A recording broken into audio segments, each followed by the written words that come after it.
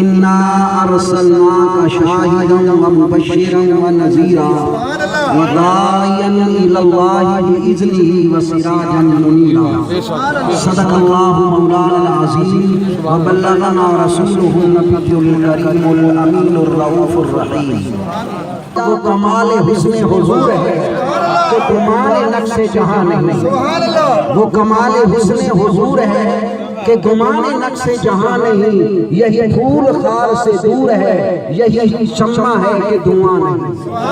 بخدا خدا کا یہی ہے در، نہیں اور کوئی مفر مکر، بخدا خدا کا یہی ہے در، نہیں اور کوئی مفر مکر، جو وہاں سے ہو یہیں آ کے ہو، جو یہاں نہیں تو وہاں نہیں۔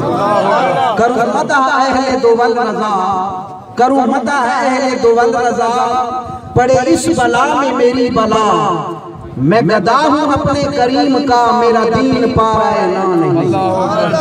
انتہائی واجب الاحترام معززین سامعین کرام، آج کا دن انتہائی مسرت و انبساط کا دن ہے، اور مومنین کرام تمام عالم اسلام میں سرکار دو عالم صلی اللہ علیہ وسلم کی ولادت کی خوشی منا رہے ہیں۔ میں ایک اہم بات عرض کرنا چاہتا ہوں کہ رب کائنات نے سرکار سے پہلے جتنے بھی انبیاء بھیجے ہیں، حضرت آدم علیہ نبینا علیہ السلام سے لے کر حضرت عیسیٰ علیہ السلام تک تمام انبیاء کو رب کائنات نے توحید اور رسالت کے بعد ایک ڈیوٹی بھی سونپی تھی۔ یہ فرمایا کہ میری توحید کا اعلان کرنا ہے، میری توحید کا پرچار کرنا ہے، اور اپنی رسالت کا پرچار کرنا ہے، لیکن توحید و رسالت کے بعد جو اہم ڈیوٹی تمہارے ذمہ لگائی گئی ہے، وہ تم نے چہار پانگے عالم میں اعلان کرنا ہے کہ ہمارے پاس نبی آخر الزمان حضرت محمد مصطفیٰ آنے والے ہیں۔ نعرہ تکبیر، نعرہ رسالت، نعرہ خلافت، نعرہ حیدری، میلاد النبی، اہل سنت۔ اور نبی علیہ السلام کی یہ ڈیوٹی نہیں تھی کہ کوئی آئے گا تو ہم بتا دیں گے، نہیں، رب لم یزل نے فرمایا جیسے تم نے توحید و رسالت کا پرچار کرنا ہے، اسی طرح تم نے میرے محبوب کی آمد کا بھی پرچار کرنا ہے۔ اسی لیے حضرت عیسیٰ علیہ السلام نے کیا فرمایا؟ وَمُبَشِّرًا بِرَسُولٍ يَأْتِي مِن بَعْدِهِ اسْمُهُ أَحْمَدُ، کہ میں تمہیں ایک تو یہ کہتا ہوں کہ تورات کی تصدیق کرنے والا ہوں، اور محمد مصطفیٰ کی بشارت دینے والا ہوں، سرکار کی بشارت دینے آیا ہوں۔ اور حضرت آدم علیہ السلام کو دیکھ لیں، حضرت آدم علیہ السلام نے اپنے بیٹے حضرت شیس علیہ السلام کو یہ فرمایا، بیٹے محمد کریم صلی اللہ علیہ وسلم کی عزت و تعظیم کرنا، ان کے نور کی عزت کرنا، اور ان کی عزت تمہاری عزت کو دوبالا کرتے تھے۔ حضرت شیس نے عرض کیا، ابا جان آپ والد ہیں، وہ بیٹے ہیں، کیا بیٹا والد سے بڑھ جاتا ہے؟ حضرت آدم علیہ السلام نے فرمایا، بیٹے ان کی شان تو بڑی اعلیٰ ہے، رب نے ان کی امت کی وہ شان عطا کی ہے، وہ چیزیں عطا کی ہیں جو مجھے نہیں دی۔ اور وہ پہلی کون سی ہے کہ مجھ سے ایک لغزش ہوئی، مجھے جنت اس کی سطر پوشی کی جائے، اور میں نے ایک لغزش کی تو مجھے جنت سے نکال کر مکہ مکرمہ میں میری توبہ قبول ہوئی، لیکن اس امت کے آدمی اپنے گھر سے باہر گناہ کریں گے، لیکن اللہ ان کی توبہ گھر میں آ کر قبول کر گا۔ اور یہ امت مصطفی کے فضائل ہیں، جس کی امت کے اتنے فضائل ہیں تو اب میں اس کی برابری کیسے کر سکتا ہوں؟ ٹھیک ہے کہ وہ میرے بیٹے ہیں، لیکن رب نے مجھ سے بھی ان کو زیادہ عزت و عظمت عطا فرمائی۔ قرآن نے فرمایا، تِلْكَ الرُّسُلُ فَضَّلْنَا بَعْضَهُمْ عَلَىٰ بَعْضٍ مِّنْهُم مَّن كَلَّمَ اللَّهُ وَرَفَعَ بَعْضَهُمْ دَرَجَاتٍ۔ مفسرین کرام فرماتے ہیں، رفع بعضهم درجات میں سرکار دو عالم کی ذات ہے کہ رب نے پیارے محبوب کو تمام انبیاء سے بھی درجے بلند عطا فرمائے۔ اور آگے دیکھیں، حضرت موسیٰ کلیم اللہ کی بات سنیے۔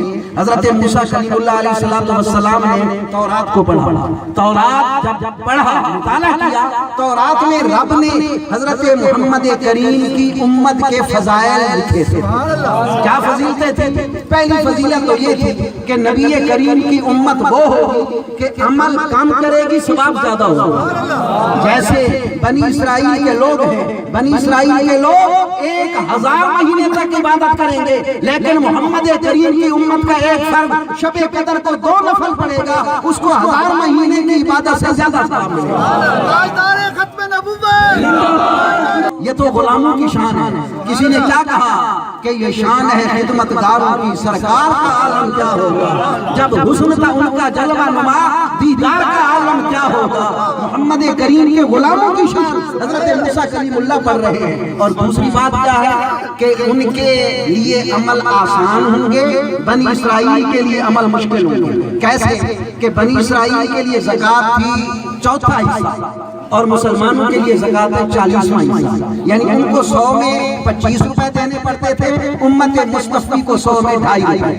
اور دوسری بات یہ ہے کہ امت مصطفی کے لیے پوری زمین جو پاک ہے اس پر ان کی عبادت ہوتی ہے، لیکن ان کی عبادت خانوں کے علاوہ کہیں بھی نہیں ہوتی.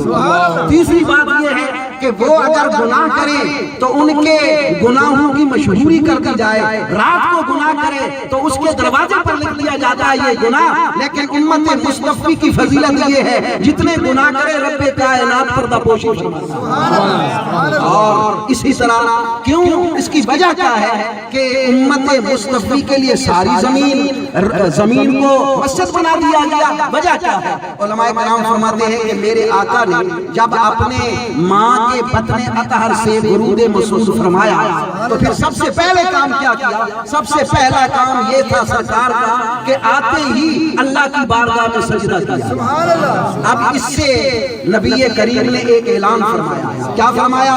اے لوگوں دیکھو، تمہارے بچے پیدا ہوں، تمہارے بچے رحم کی آلودگیوں سے ملوث ہوتے ہیں، ان کو نہلانے کی ضرورت پڑتی ہے، پانی لا کر ان کو دھویا جاتا ہے، غسل کیا جاتا ہے، لیکن میری ماں کا پیٹ بھی پاک ہے، میں بھی پاک ہوں. کیونکہ پاک ہونے کے بغیر تو سجدہ ہوتا ہی نہیں ہے. تو میرے پیارے مصطفیٰ نے اعلان کر دیا میں بھی پاک ہوں، میری ماں کا پیٹ بھی پاک ہے، میں نے آ کر سجدہ کیا ہے. اور دوسری بات یہ ہے کہ سجدے میں کہہ کیا رہے تھے؟